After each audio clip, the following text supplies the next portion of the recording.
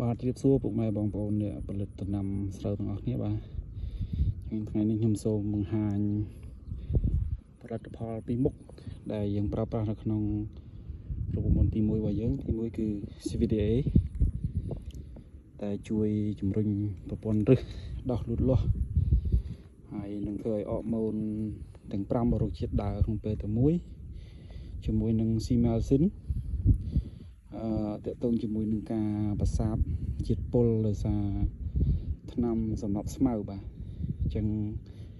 រូបមន្តនេះយើងប្រើទៅឃើញថាជាលទ្ធផលស្រូវចាប់ជីបានល្អហើយ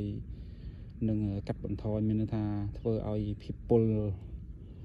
របស់ស្រូវហើយពុលរបស់ស្រូវហ្នឹងគឺដោយសារថ្នាំស្មៅហ្នឹងឃើញតែល្អដែលសម្រាប់ការបាញ់ថ្នាំស្មៅទៅអាចធ្វើឲ្យទៅជាលប៊ូបដូលឬក៏ហៅថាប្លុំខ្ទឹមហ្នឹងគឺកាត់បន្ថយប្លុំខ្ទឹមបាទអញ្ចឹងនេះយើងមកមើលលទ្ធផលជាក់ស្ដែងក្រោយប្រើប្រាស់ CVDA ជាមួយនឹង Simelsin បាទអញ្ចឹងជាការអនុវត្តគឺយើងឲ្យម្ចាស់ស្រែគាត់ប្រើប្រាស់ CVDA និង Simelsin ចំនួន2យប់បន្ទាប់មកឲ្យគាត់បាចជីបាទអញ្ចឹងសម្រាប់ខាងខ្សែបកង់គឺយើងណែនាំការប្រើប្រាស់ឧស្សាហធាតុចិញ្ចឹមមុនដល់បាញ់ជាបាញ់មុនហើយបន្ទាប់មកបានយើងបាចជីគីមីបាទអញ្ចឹងនេះជាលទ្ធផលជាក់ស្ដែងនៅនឹងស្រែក្រោយពេលដែល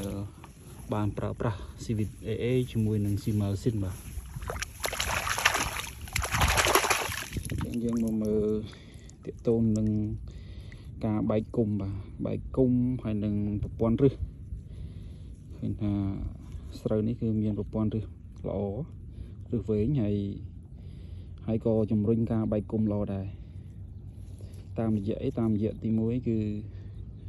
យើងបានប្រើប្រាស់ CVDA ជាមួយនឹង Simelsin ហើយនឹងទី2តាមរយៈដែលគាត់បាចជីគាត់អាចបាច27 12 6ឬក៏20 15 7អីជាដើមបាទនេះជាលទ្ធផលជាក់ស្ដែងបាទស្រែទាំងមូលដែលបានប្រើប្រាស់រូបមន្តប្រសេះប្រកង់ក្នុងវគ្គ